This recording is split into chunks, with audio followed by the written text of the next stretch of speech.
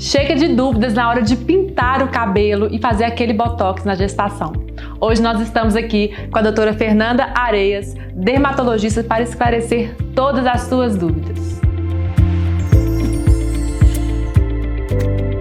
Antes de começarmos esse assunto muito polêmico, eu quero te pedir para se inscrever no nosso canal. Hoje nós estamos aqui com a doutora Fernanda Areias, dermatologista, para explicar para você, mamãe, o que pode e o que não pode ser feito de procedimentos estéticos na gestação.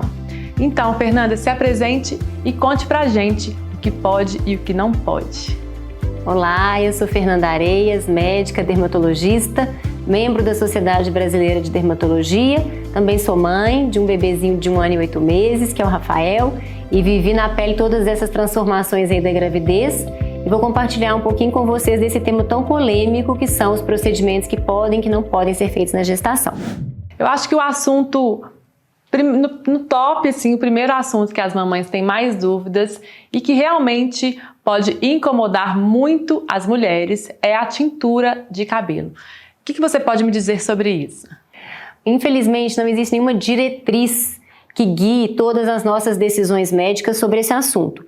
Então, eu vou trazer aqui para vocês o que tem de evidência científica. Eu gosto muito de me embasar em estudos científicos, né? Acho que nós médicos temos que realmente seguir a ciência.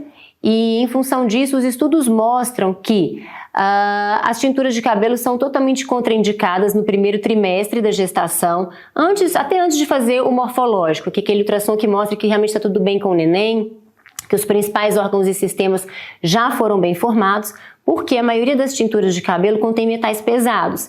E alguns estudos científicos mostram que existe uma relação entre esses metais pesados presentes na tintura e o desenvolvimento de alguns tipos de câncer nos bebês, como por exemplo as leucemias. Não é um estudo de muita relevância, mas é algo que a gente realmente evita de fazer então no primeiro trimestre da gravidez. Caso a mamãe tenha cabelos brancos em grande quantidade, que seja algo realmente muito importante para a autoestima dela, pintar o cabelo. Caso a caso, a gente avalia, né? Então depende de como é que está evoluindo aquela gestação, de quantos anos a mãe tem, de como é que está sendo os ultrassons prévios. Se tiver tudo bem e for realmente uma necessidade muito importante da gestante, depois de ter feito o exame, o ultrassom morfológico, em alguns casos, a gente avalia sim a liberação de alguns tipos de tintura. E quando a mulher pode, de preferência, usar a rena, melhor ainda, que é a mais segura de todas. E os tonalizantes, Fernanda? Aqueles sprays, sabe? A L'Oréal tem alguns sprays que ajudam a camuflar aqueles cabelinhos brancos, tá? Eles têm que ser aplicados diretamente no fio de cabelo, porque o fio não absorve nada.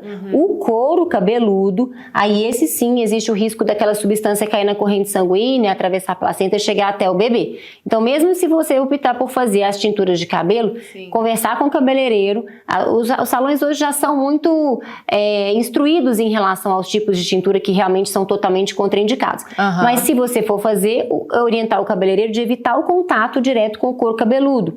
Tentar com que as luzes, por exemplo, né, sejam feitas realmente só nos fios de cabelo e não entrem em contato. No caso, deve ser mais fácil fazer as luzes para não ter o contato com o couro cabeludo do que fazer uma tintura no cabelo inteiro. Exatamente. Né? Mas olha, são temas controversos, não é uma verdade absoluta, precisa realmente do aval do seu médico, do seu obstetra principalmente. Então, nós dermatologistas somos a especialidade que trabalha com cabelo, mas a gente sempre conversa com o obstetra e pede aí também a opinião dele. Até porque é a obstetra que está acompanhando a gestante, né? Que está acompanhando a evolução da gestação. Exatamente.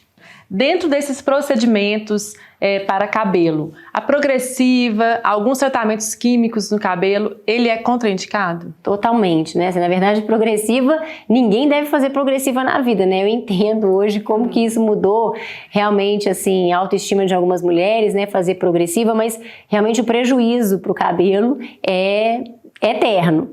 Então, pensar bem qualquer pessoa antes de fazer. Durante a gravidez, totalmente contraindicado, né? Isso aí não tem nem questionamento sobre esse assunto. Mas eu recebo muito lá no Tema de Mãe, lá no nosso Instagram. Se você não segue a gente, segue lá, @tema de mãe. As mamães perguntando desses procedimentos, doutora Fernanda, sem botox, porque a progressiva tem botox, né? E aí eles falam, porque tem uma progressiva que não tem botox, uma progressiva que não é isso, será que eu posso? E aí fica essa dúvida, né? Esse termo botox capilar não é a mesma coisa do botox que a gente usa para as rugas, né? Não é. Eu nem sei exatamente o que significa esse termo do botox. Mas é uma química. Qualquer coisa que alisa o cabelo é contraindicado na gravidez. Nada para alisar o cabelo. Nada para alisar o cabelo é liberado.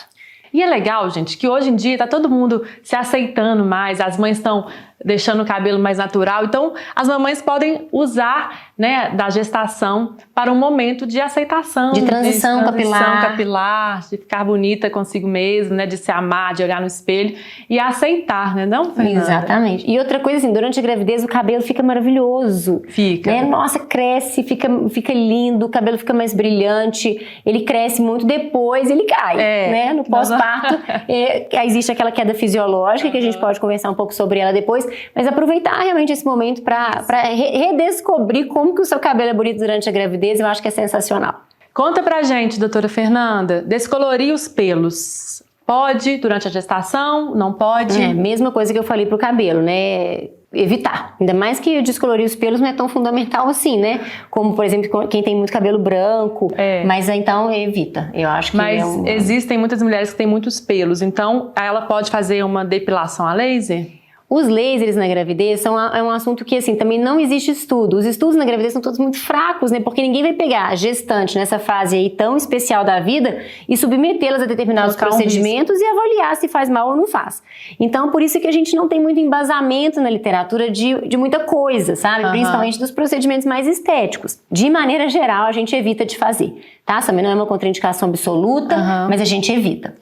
Tá, então, mamães, vamos colocar na balança, né? São 9 meses, né, Fernanda? Exatamente, um momento tão especial de outras coisas, né? Vamos fazer o que realmente é imprescindível. Curtir a gravidez. Isso, e depois a gente resolve, depois a gente faz depilação a laser e tá tudo certo. Depois procura a doutora Fernanda e resolve tudo. Inclusive, eu vou deixar aqui na descrição o Instagram dela para vocês seguirem lá, que vai arrasar. Ela fala muita coisa legal sobre a pele, no pós-parto também. É muito interessante que a gente consiga ter essa instrução de uma profissional, né, adequada, uma profissional especialista nesse assunto. Doutora Fernanda, agora eu quero falar sobre os procedimentos estéticos relacionados à face, né? O botox, o preenchimento, o que pode ser feito, o que não pode ser feito, o que você tem a falar sobre isso?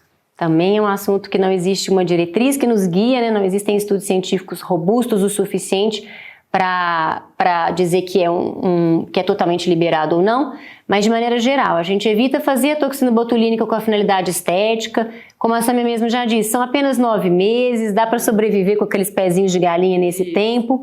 Em relação aos preenchimentos, o preenchimento é feito à base de ácido hialurônico, é uma substância que a gente tem na nossa pele, mas caso aconteça algum problema, é raro de acontecer, mas pode. E a gente precisar de usar, por exemplo, uma hialuronidase, que é a enzima que dissolve o preenchimento, essa sim é contraindicada na gravidez. Então a gente também evita fazer preenchimentos nesse período. Entendi. Então, tudo isso que você falou pra gente, doutora Fernanda, a gente pode levar em consideração também no pós-parto, principalmente para as mamães que amamentam? Nós, dermatologistas, sempre conversamos com o pediatra. Então, enquanto na gravidez a gente conversa com o obstetra, no pós-parto a gente sempre troca ideia com o pediatra e a gente sempre leva muito em consideração a posição dele em relação a isso, já que não existem estudos que nos garantem totalmente segurança. Então, por exemplo, a mãe que está amamentando há quase 2 anos, e aí ficou realmente durante todo o período gestacional, mais 2 anos, sem fazer o botox, sem fazer o preenchimento. E aquilo está sendo importante para a autoestima dela. E o pediatra libera, a gente pode fazer sim. Mas não existem nada comprovado. Não existe nenhum estudo que mostre totalmente segurança e não existe nenhum estudo também que mostre complicações relacionadas a esses procedimentos na amamentação. Então tem que ser realmente um bom senso do dermatologista e do pediatra. Só um cuidado, um zelo, né? Para não correr risco. É um excesso de zelo mesmo, mas a gente sempre pesa aí a necessidade mesmo e troca experiências com o pediatra. Já que esclarecemos tudo sobre os procedimentos estéticos, eu quero fazer uma pergunta aqui, até para mim, porque o meu primeiro filho, durante a minha amamentação, eu tive muita queda de cabelo e queria que você falasse um pouquinho, doutora Fernanda, por que acontece essa queda e se existe algum tratamento para isso? Essa queda que acontece no pós-parto, ela é fisiológica, ela é muito mais devido à saída da placenta, que ficou ali como uma bomba de hormônio durante 9 meses, do que com a amamentação em si. Então as pessoas falam assim, ai, tá caindo porque eu tô amamentando. A amamentação em si tem sim uma relação, mas é muito mais devido à saída da placenta. E é uma queda fisiológica, isso chama eflúvio telógeno. Acontece em praticamente todos os pós-partos, né? E por ser fisiológica, ela vai se resolver espontaneamente. Esse período de recuperação demora de 3 a 18 meses. Então tem mulheres puérperas que ficam 18 meses tendo queda de cabelo. É desesperador, né? Quando a gente vive um momento, realmente é uma queda muito importante, o chão da casa fica todo sujo, a gente observa uma rarefação importante, principalmente aqui na região temporal, e depois que esses cabelos começam a crescer de novo também é outro momento de desespero, porque aqueles baby hairs, que são aqueles cabelos curtinhos, ficam assim, olha, desse jeito, espetando, né? O cabelo fica todo assim pra cima, fica tudo pra cima. E aí depois uma dica legal para esses cabelinhos é pegar uma escova de dente nova, né? Claro que não é que você usa pra escovar o dente. Spray fixador e passar nesses cabelinhos aqui, olha, com a escova de dente. Ajuda a baixar demais. Então, às vezes a gente quer fazer um rabo e aí não dá, porque tá desse jeito aqui. Essa diquinha ajuda bastante. Gente, que dica maravilhosa, vocês gostaram? Se você gostou dessa dica, eu amei. Dá um like aqui no vídeo, porque essa dica não pode ficar sem like, né, doutora Fernanda? Isso. E aí sobre, assim, tratamentos mesmo, né, polivitamínicos, etc. Então, a maioria das puérperas, a obstetra já está prescrevendo algum polivitamínico. As vitaminas atuam, sim, como um substrato de nutrição para o folículo piloso.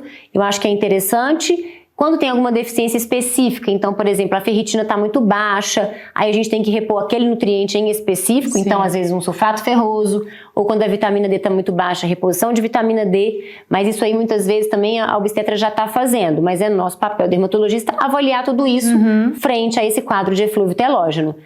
E existe pós-amamentação, durante a amamentação não, mas depois que terminar a amamentação, se ainda persistir um pouquinho de queda, como a gente falou, pode durar até 18 meses, esse eflúvio fisiológico, existe o minoxidil, que é uma substância maravilhosa, que é o que realmente tanto vai fazer crescer novos fios, quanto vai fazer com que esses que estão curtinhos cresçam mais rápido. Existe o minoxidil loção e hoje o minoxidil comprimido, que realmente revolucionou aí o tratamento da queda de cabelo. Muito legal. Vou querer depois essa consulta com vocês. Pode deixar, é um prazer.